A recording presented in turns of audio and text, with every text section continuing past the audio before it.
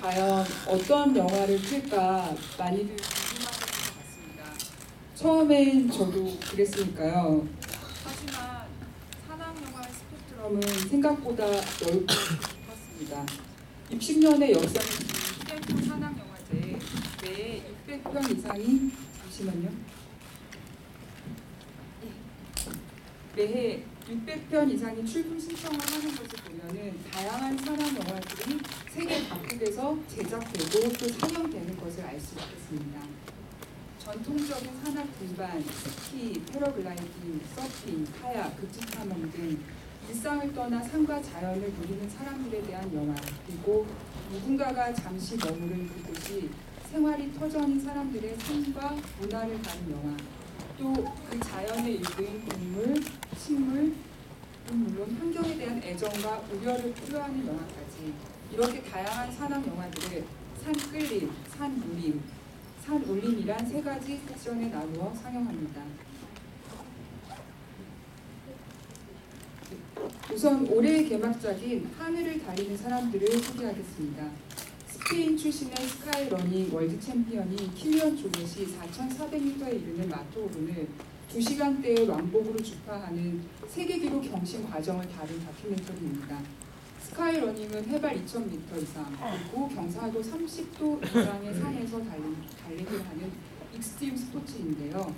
한국에는 아직 낯선 스카이러닝을 관객들에게 세계 산악영화제를 통해서 알리고, 또 선후배 산악인들 사이에 존경과 배려, 그리고 산에 대한 그들의 깊은 애정과 존중을 느낄 수 있는 영화입니다. 이것이 정통 산악 영화다라는 걸 느낄 수 있는 작품으로 알프스 산악 가이드 출신인 세바스찬 몬테즈 로제 감독의 2013년 신작입니다.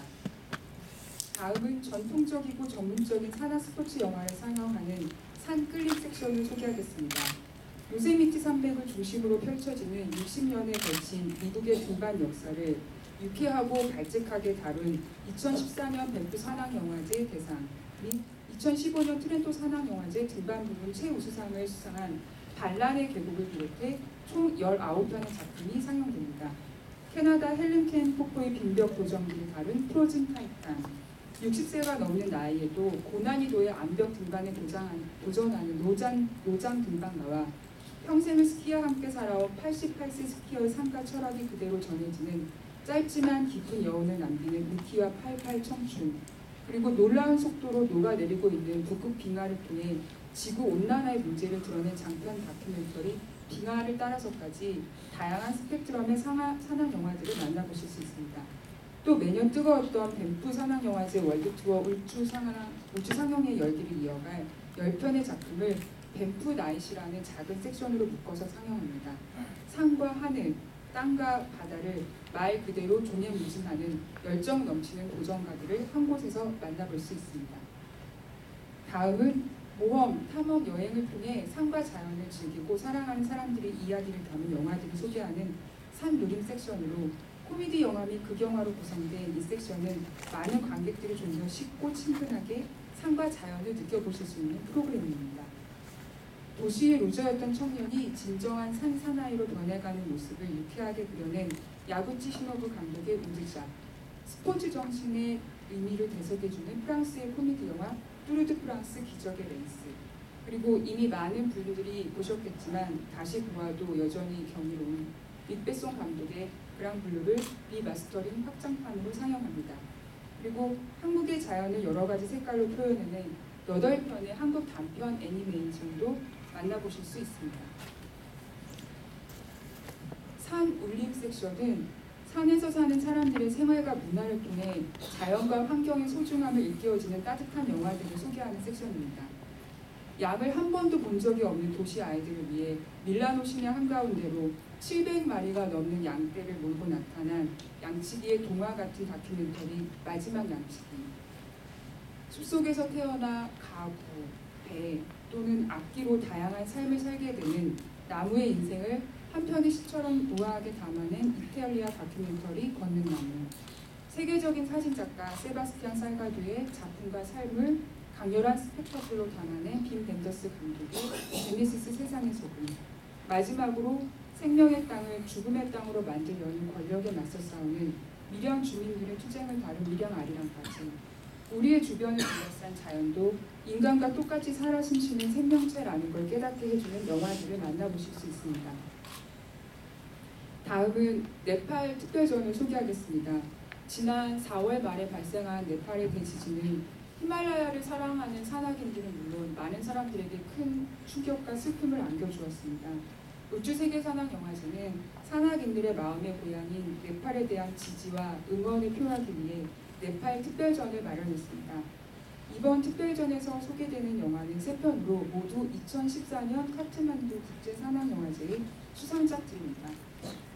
산골마을 소녀축구단이 전국대회에서 우승까지 하는 놀라운 실화를 다룬 순학관리, 소유와 배려라는 다소 상충된 경험을 통해 세상을 알아가고 성장하는 소년의 이야기를 다룬 푼테이 바퀴, 그리고 이제 막 네팔을 떠나 영국에서 이민자로서의 삶을 시작한 한 가족의 이야기를 다룬 호안. 이 3편의 영화를 통해서 네팔의 밝은 미래와 희망을 만나보실 수 있을 겁니다. 마지막으로 2015 울주서밋 지원작을 월드 프리미어로 공개합니다. 어느 국제영화제이건 자국영화 콘텐츠는 영화제의 성패를 가를 만큼 중요한 요소로 작용하곤 합니다. 하지만 한국에선 지금까지 산악 관련 영화들을 만나보기 힘들었습니다. 그래서 울주세계산악영화제는 직접 산악영화들의 제작을 지원하기로 결정했습니다. 작년에 처음 시작된 울주서밋 프로젝트는 장르에 상관없이 매년 3편 내외의 작품을 제작 지원합니다. 2015 울주서밋을 통해 3편의 극영화가 선정되었습니다. 6개월이라는 짧은 시간이었지만 지원작인 5월, 산의 남자, 밤빛 모두 무사히 제작을 완료해 프리페스티벌을 통해 처음으로 관객들에게 선을 보냅니다. 완성된 3편의 작품에는 한 가지 공통점이 있었습니다.